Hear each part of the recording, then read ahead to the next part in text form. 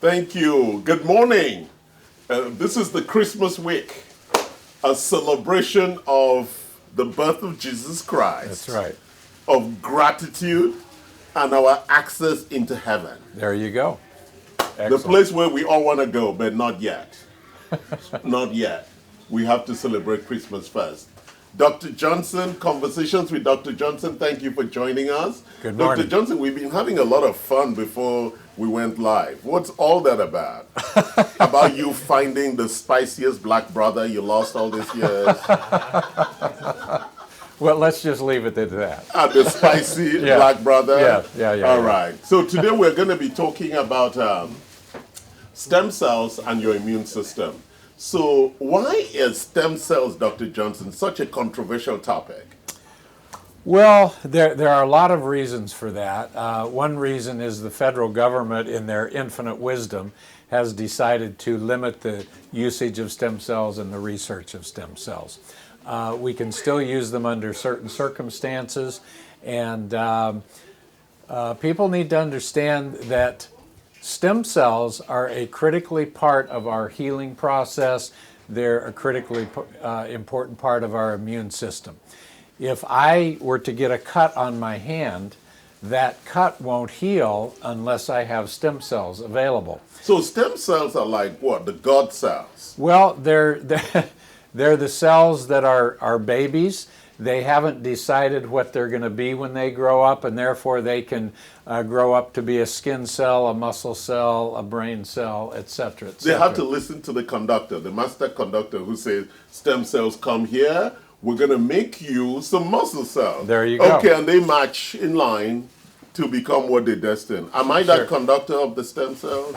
The choir of stem cells? No, it's mostly inflammation. Oh, wow. Cells that are inflamed put out these chemicals called cytokines, and the stem cells use them as a homing beacon to be attracted to wherever like they're the needed. beagle. And then all of that's a cytokine, and then all the stem cells match in line. Yes. You could practically see them slow matching. Yes. Into order, right? If you have a good enough microscope. Yeah, you will see all of them, like Karen, matching slowly out of bed. I don't march anymore. A slow rise out of bed. Okay, and then so when the stem cells arrive, what happened? Well, they start triggering the healing process. Okay. And so if we give stem cells into a joint, yes, which I actually just did a few minutes ago, yeah. I injected stem cells into an arthritic knee, and we're expecting that within 3 weeks to 3 months that knee will be dramatically better, and it may take close to a year for her to get 100% of the benefits. Yeah, which is what happened to my shoulder. Yeah. See, I can reach all the way up. I got the stem cell injections in January. Yeah, very good. In December, I could barely lift my hand, Yes. and now I have full recovery. Once in a while, there's a little pain when I sleep on my side. Sure. But overall, it's fully healed. So, why is stem cell and the therapeutic benefits so controversial? I don't get it.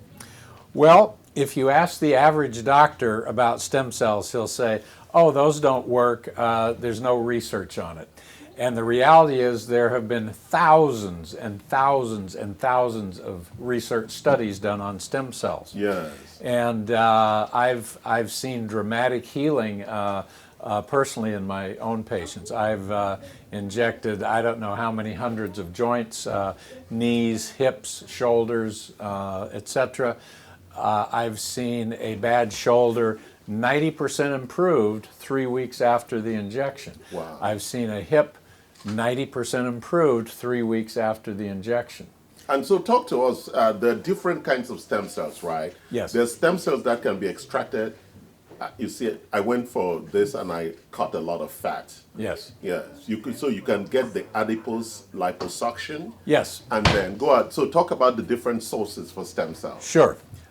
We can take stem cells from your own body, either from the fat or from the bone marrow. Yes. There are a couple of issues with that. Number one, you don't have that many stem cells Left. in your fat. And number two, depending on your overall health, you may not have that many stem cells in your bone marrow.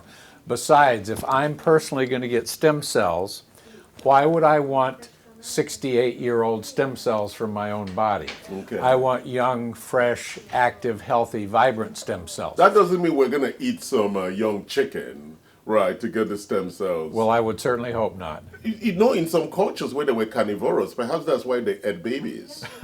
So they could get real stem cells from the babies. I mean, that was a joke. Well, but you know, people even take blood from young people. Yeah, but in the desire for that. But seriously, if you took stem cells and swallowed them, Yes. they would be mostly destroyed in the digestive process. Okay. So they have get to very go little straight benefit. into the source of action. Yeah. So the stem cells that we use come from the umbilical cords of healthy newborn babies. Yes. Now, That's a very important point. Not aborted babies, No. but the umbilical cord of babies that were born properly. Yes. And typically in this culture, the umbilical cord is discarded. Sure. Historically, the baby is born, you cut the umbilical cord, you pull the placenta out, and all of that is thrown away. Yes. And so, But in Korea, they keep that as what they call cord blood.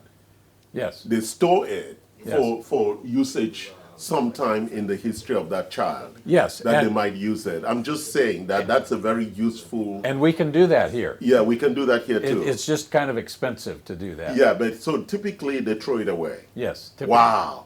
I should go around collecting all those umbilical cords.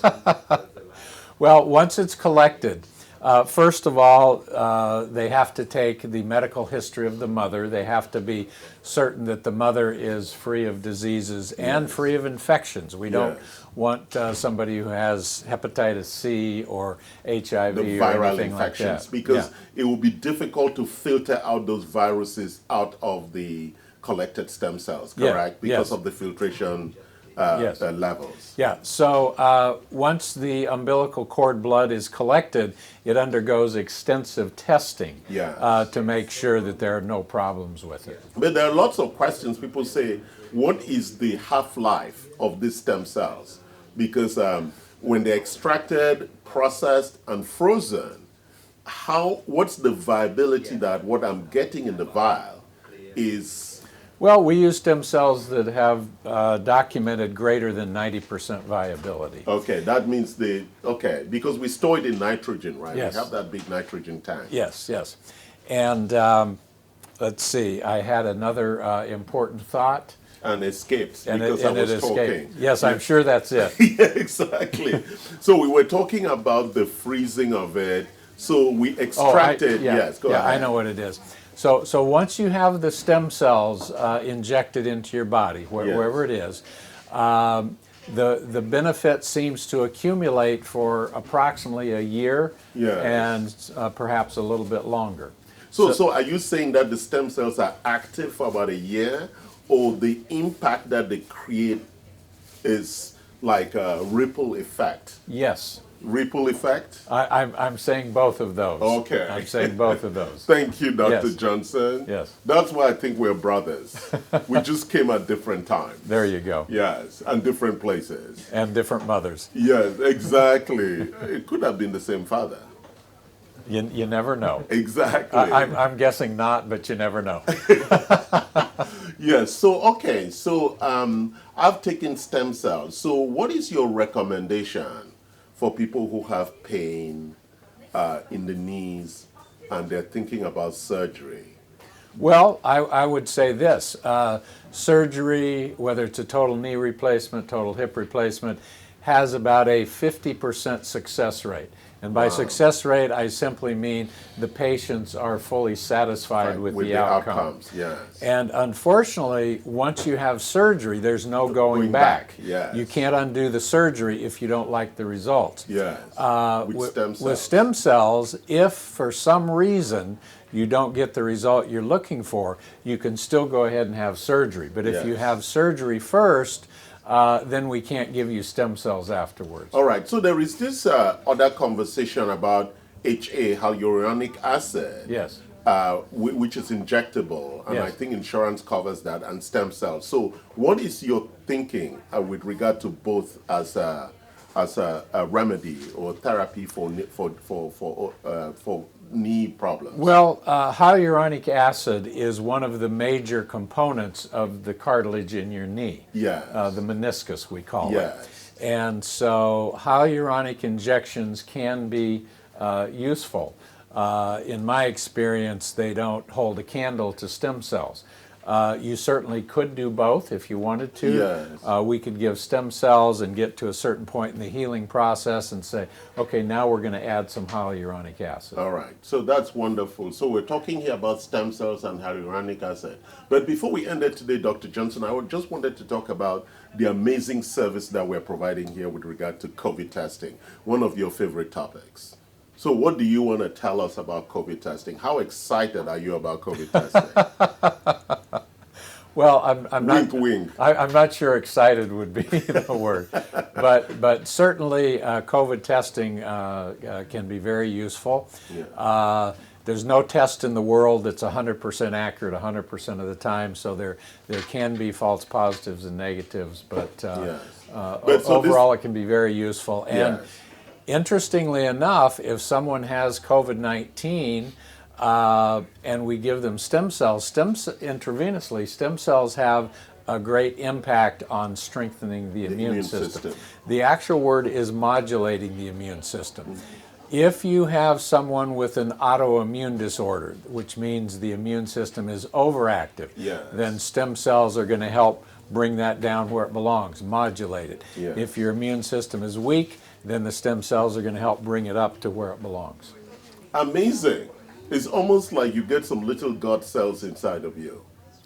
That's how I think about those stem cells. And we want to get them, because stem cells that we use are coming from the umbilical cord, which are discarded after the baby is born.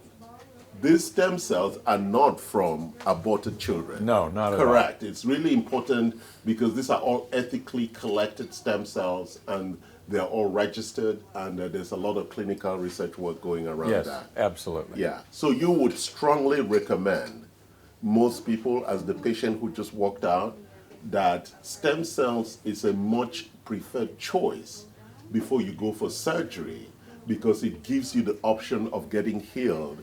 And Yes. at least you have that option before you go for the no-return surgical option. Yes, absolutely. All right. So thank you for joining. It looks like we have questions about stem cells. Yeah, it was one question. It was a message. Yeah. She said that something about a stem cell being anti-aging also. Oh, well, sure. Anything that helps your immune system is anti-aging. Yes. Now, if we give them intravenously, and let's say you've got COPD, emphysema, your lungs are going to be chronically inflamed, and those stem cells are going to be attracted to that site. Yes.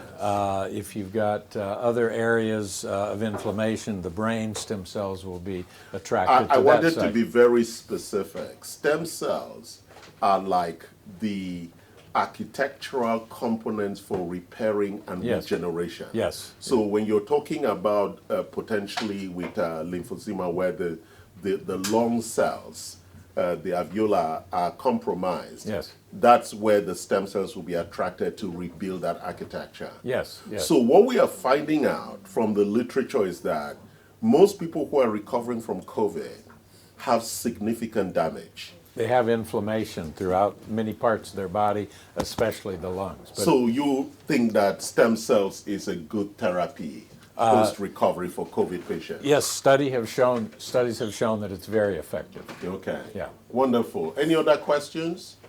If not, thank you very much once again for joining the amazing Chalcine and the unsurpassed Dr. Johnson Hey, I like it. as we celebrate Christmas and our we will be the ones who will be judging you as you enter the gates of heaven. And so make sure that you have the right ticket. Now, I believe Karen has another topic she wants us to mention briefly. Well, you know, Dr. Johnson will be going under our hair restoration process tomorrow. I didn't want to go there. So tomorrow's Oh, we can go there. Tomorrow's live will be on. I feel jealous and seriously competitive. Well, just stop shaving your head and you'll have way more hair than No, I do. I'm wondering how good looking you're going to be. Then soon we'll be overwhelmed online with all these women wanting to marry my brother. Right. So, looking forward, we don't have any conversations tomorrow because Dr. Johnson will be trying to look like me. So join us on Thursday post-operation. He'll be wearing a hat. And thank you. So our prayers for him to have a successful outcome tomorrow.